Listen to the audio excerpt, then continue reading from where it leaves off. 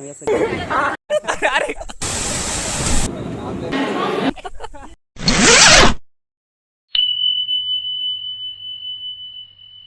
नमस्कार माझे मित्रसंघ मंडळींनो, जे माझे व्हिडिओ बघतात पण जे माझे व्हिडिओ बघत सुद्धा नाही तरी तुमच्या सगळ्यांचं मनापासून आभार आहे आणि तुमच्या सगळ्यांचं पुन्हा एकदा स्वागत आहे माझ्या या छोट्याशा व्लॉगमध्ये.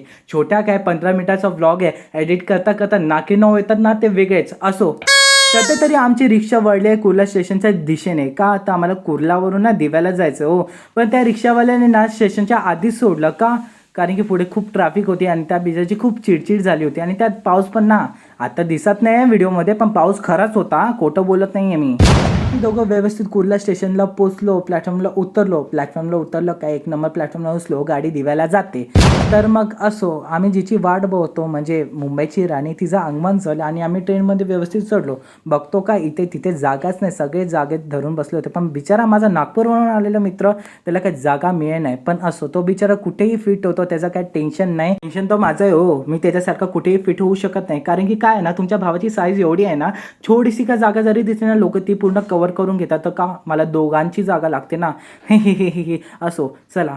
त्याला माझ्या मित्राचे डोळे लागत होते, पण मी त्याच्या डोळ्यात बोटं घालून त्याचे डोळे उघडले. कारण की का आम्हाला प्रवास करायचा होता ना. तर आम्ही दिव्या स्टेशनला उतरलो आणि बघतो का एवढा जोरात पाऊस होता की त्या पत्र्यांचा खका आवाज येत होता.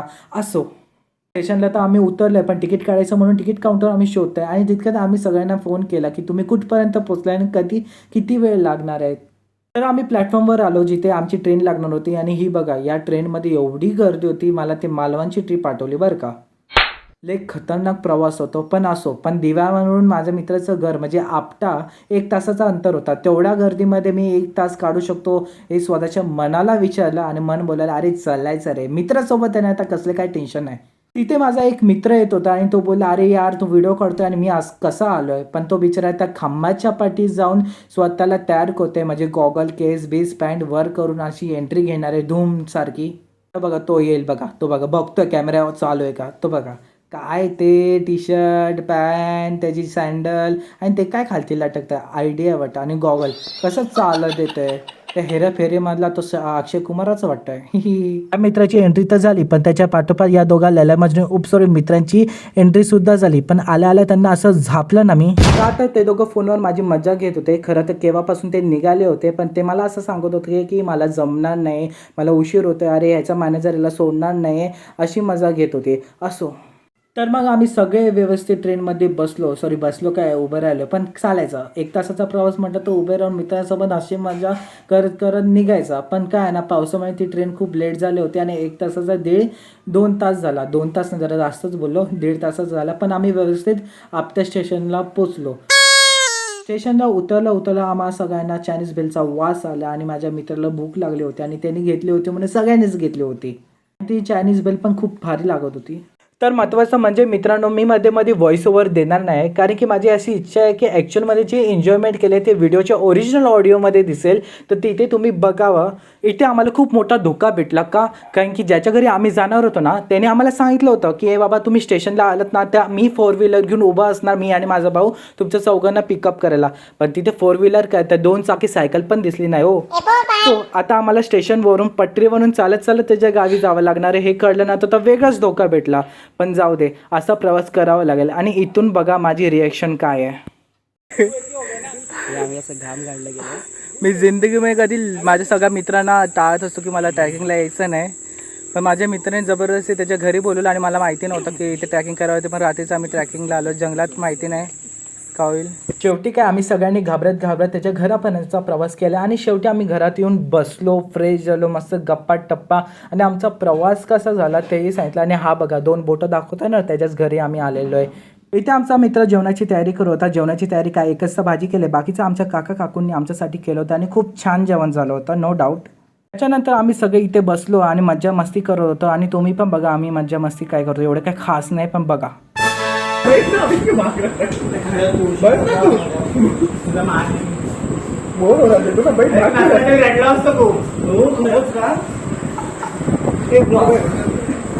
टन वाजलं जेवण वाढलं असं म्हणत आम्ही सगळ्यांनी गपचूप जेवायला घेतलं, कारण की जेवण एवढं भारी होतं आणि खूप टेस्टी होते. खरंच खूप खूप आभार मानायची गरज नाही त्यांच्यासाठी आणि आमच्यासाठी ती एक घरासारखंच आहोत. पोटभर जेवण झालं म्हणजे शतपावली पण झालीच पाहिजे, म्हणून आम्ही घराच्या बाहेर निघालो आणि आमचा मित्र आम्हाला गाव दाखवता आणि खूप छान गाव आहे. शतपावलीनंतर गपचूप आम्ही सगळ्यांनी स्वच्छ हातपाय धुवून अंथरुणावर गेलो आणि कोणता खेळ खेळायचा आणि कोणता खेळ खेळायचा नाही याच्या चर्चेत रमून गेलो. आणि इथे खेळ कमी आणि चर्चा जास्त होती. असो, बरेच गेम खेळून आम्ही झोपायला घेतला, पण कोण झोपतंय का मेलं ते सगळं जाऊ द्या. सकाळी मी गॅलरीचा चुकून दरवाजा उघडला. हो, चुकून नाही, मला बघायचं होतं म्हणून. पण काय वातावरण आहे तुम्हीच बघा ना, असं या ठिकाणी कोणाला राहायला आवडणार नाही. आणि खरंच माझा मित्र या बाबतीत खूप लकी आहे की त्याच्या अशा ठिकाणी त्याचं सुंदर गाव आणि सुंदर घर आहे. खरंच मानलं पाहिजे. इथे सगळे माझे मित्रमंडळी खालती तयार होऊन बसले. तयार होऊन म्हणजे आंघोळ करून नाही बरं का, कारण की आम्हाला आंघोळीसाठी जायचं म्हणून तयार होऊन बसलेत. इथे माझ्या मित्रांनी सगळ्यांना चाय, टोस्ट आणि पोहेचा बेत केला होता आणि खरंच खूप छान आणि खूप मेहनती आहे बरं का. शुभ सकाळ मित्रांनो. शुभ सकाळ. दम येतो आव दापोली या ट्रिपमध्ये आज आम्ही आलो आहोत पाटीलच्या गावी. दापोलीमध्ये आपटे या गावी आलो आहोत आम्ही. आता आम्ही सकाळी निघालो आहे असा निसर्गाचा मनमुराद आनंद घेण्यासाठी. तुम्ही बघू शकतात की म्हणजे किती सुंदर अप्रतिम असं ठिकाण आहे. सगळीकडे हिरवळ पसरले. आणि मग इथे पावसाळा असून सुद्धा असं काय घाण किंवा जी किळस येत नाही. असं उलट पाऊस पडल्यानंतर जो हिरवा आणि जो नैसर्गिक जो वारा आणि निसर्गाचा थंडवा जोचा अनुभव घ्यायला भेटतो हे गावाच्या ठिकाणीच भेटतो. आणि आज आम्ही आमच्या मित्राच्या गावी आलो आहे आणि आता तो आंघोळीसाठी धबधब्याच्या खाली घेऊन झाले. पोटभर नाश्ता पाणी करून आम्ही सगळे निघालो धबधब्याच्या वाटेवर. खरं सांगायचं तर धबधब्यावर आंघोळ करण्याची एक्साइटमेंट जेवढी होती ना, तेवढीच भीती माझ्या मनात तरी होती. आता ह्यांच्या मनात काय होतं काय नाही मला तरी माहिती नाही.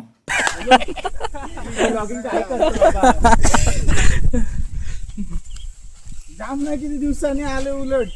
बालपणी आपण सगळ्यांनी आपल्या आईवडिलांकडे चिखलमध्ये खेळण्याचा नक्कीच हट्ट केला असेल, पण काय माहिती जसं मोठं झालं ना तसं तो चिखल नकोसं वाटते. आता त्यामागचं कारण काय असू शकतं, तेव्हाचा चिखल आणि आत्ताच्या चिखलामध्ये खूप फरक आहे. म्हणून चला आता पटापट पुढे वळूयात. जा.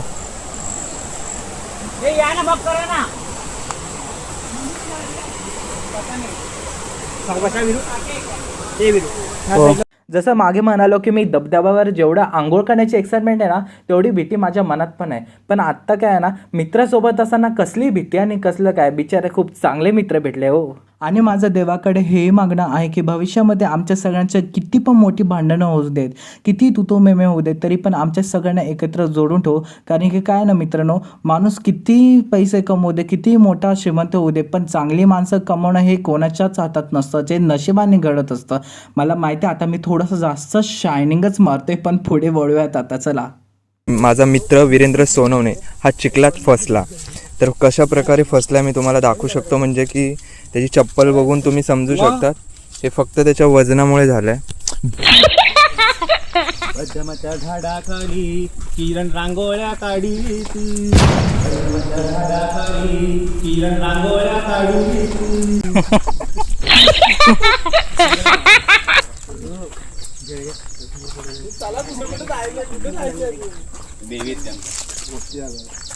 असं काय नाही पावलेट पण ते वापरतो आम्ही गौरीला असं सांगतो का.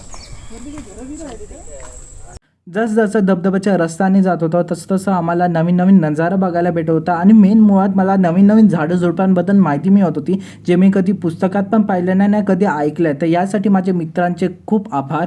आणि इथे पुढे माझा मित्र आहे ना, खेकड्या पकडत होता आणि तो मला आणि माझ्या मित्राला घाबरत होता. आणि ते बघा, ए मत ए नको पाटील नको. फेक.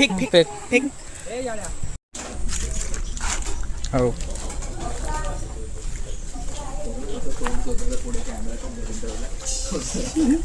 ये.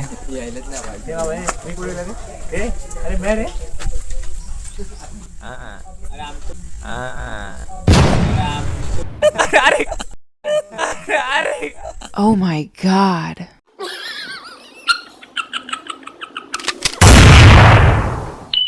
मंडळी मित्र सोबत असले की आहे ना किती पण मोठा लांबचा प्रवास असू दे तो प्रवास कधी चालू झाला आणि कधी संपला हे कधी लक्षातच येत नाही. कारण की काय आहे ना मित्र असलं की धमाल मस्ती असते आणि मेन म्हणजे आहे ना मित्र जेव्हा सोबत असताना तेव्हा किती पण मोठे दिवस असू दे ते एकदम छोटे.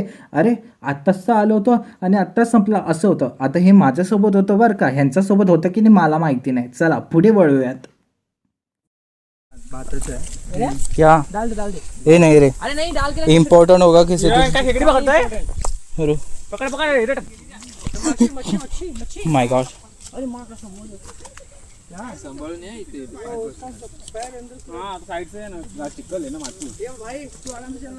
किरण विपिन सॉरी आपला दीपक विपिन आणि रोहित.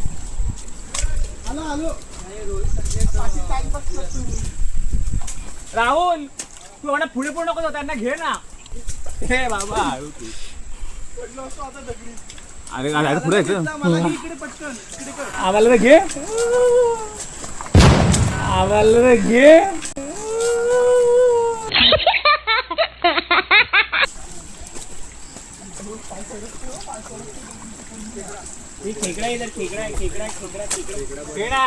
खेकडा तुझा पकडण्याच्या अगोदर का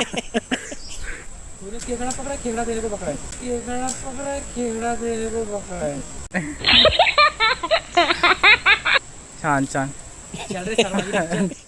खरं सांगायचं तर आधीपासूनच मला ट्रॅकिंग वगैरे अजिबात आवडत नाही. पण याचा अर्थ असं नाही बरं का की मला चालायचं कंटाळा किंवा मी खूप आळशी आहे. अजिबात नाही, मी खूप चालतो. आता हे ऐकल्यानंतर बरेच लोक बोलते काय खोटं आहे, पण त्यांचं जाऊ द्या.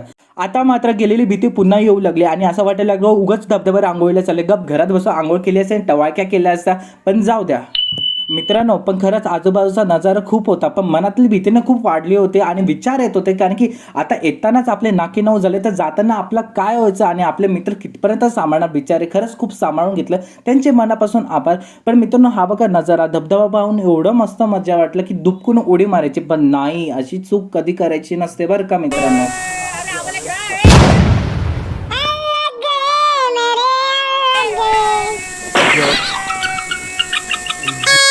तर मंडळी इथे माझे सगळे मित्र पाण्यामध्ये उतरायला तयार झाले, पण काय नाही एकीकडे थंड वारा आणि एकीकडे थंड पाणी.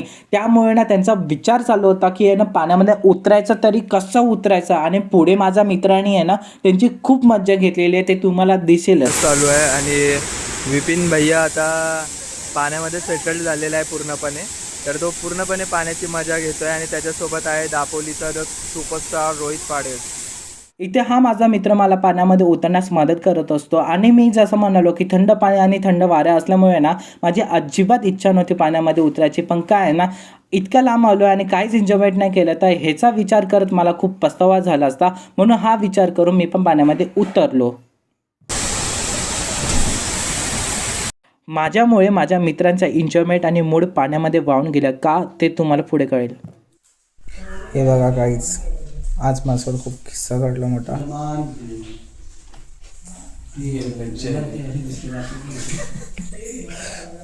बघून चालावं लागतं. बघून असं पडलंय ना मग याद्याच बोललो मी बोलतो हां माझं तो बडा होता. मग काही वेळानंतर आम्ही सगळे व्यवस्थित घरी आलो आणि घरी आल्या आमच्या मित्राने जेवणाची तयारी केली आणि खरंच सांगतो जेवण अप्रतिम झालं होतं, खूप छान होतं आणि सगळ्यांनाच आवडलं होतं. मग जेवण झाल्यानंतर माझा मित्र म्हणाला की घराच्या थोडंसं बाहेर आपलं स्वतःचं मंदिर आहे, जाऊन तुम्हाला दाखवतो. तर त्यामुळे आम्ही सगळे निघालो आणि जाता जाता पण आमची धमाल मस्ती चालूच होती बरं का, ती कधी थांबायची नाही. जाता जाता माझ्या मनात आणि डोक्यात एक विचार आला की यार आम्ही आत्ताच तर भेटलो होतो आणि आत्ता परत जातो. आणि असं सगळ्यांसोबत होतं की आनंदाचे दिवस लवकर जातात आणि वाईट दिवस टिकूनच राहतात. पण असो हे तर आयुष्य, आयुष्यामध्ये हेच असतं, जिथे आनंद असतो तिथे दुःख असतं, दुःख असतं तिथे आनंद असतं, तर हे चालायचं. तर इथे बघा माझं मित्राचं मंदिर बाहेरून इतकं छान आणि वातावरण पण खूप भारी होतं ना भाई, आमचं सगळ्यांनाच आवडलं होतं. तुम्ही फक्त आजूबाजूचा नजाराच बघा बघा बघा पटकन बघा आणि मला सांगा अशा ठिकाणी कोणाला यायला आवडणार नाही हो. चला आता परतीचा प्रवास चालू झाला, पण तुम्हाला एक गोष्ट दाखवायची आहे जे रात्री ना मला तुम्हाला दाखवता आलं नाही की बाबा आमचा प्रवास कसा झाला, स्टेशनवर आम्ही चालत कुठून गेलो. तर हे बघा ही रेल पटरी होती, ह्या रेल पटरीवरून आम्हाला चालत चालत मित्राच्या गावी उतरायचं होतं. तुम्ही पुढे बघा.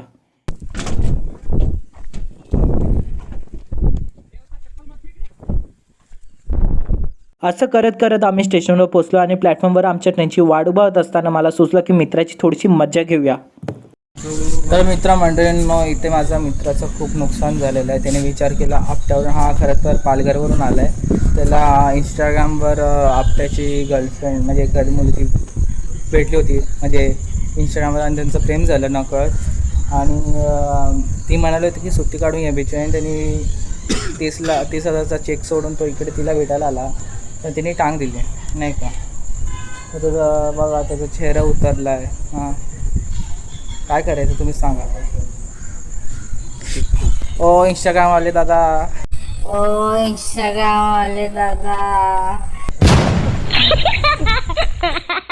मग आम्ही सगळे व्यवस्थित ट्रेनमध्ये बसलो आणि आमचा प्रवास चालू झाला.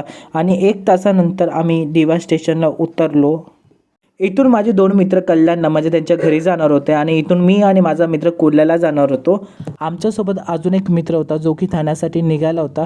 काही वेळाने ट्रेनची वाट बघून आमची ट्रेन आली आणि ट्रेनमध्ये बसून आम्ही कुर्ल्याला उतरलो. स्टेशनच्या बाहेर आला माझ्या डोक्यात एक गोष्ट लक्षात आली की भाई पाऊस पडत नाही आणि असंच राहू घरी जाईपर्यंत. कधी एकदाची रिक्षा भरते आणि आम्ही कधी इथून निघतो असं झालं होतं. आणि शेवटी काय रिक्षा भरली पण आणि आमच्या घरी पोचलो पण. चला आता खरी वेळ झाली निरोप घ्यायची. जाता जाता एवढंच बोलले की 2 दिवस कसे गेले काय माहीत, खूप धमाल मस्ती झाली. आणि सर्वप्रथम म्हणजे तुमच्या सगळ्यांचे मनापासून आभार की तुम्ही आनंदाने माझी व्हिडिओ बघतात. खरंच खूप धन्यवाद. चला बाय.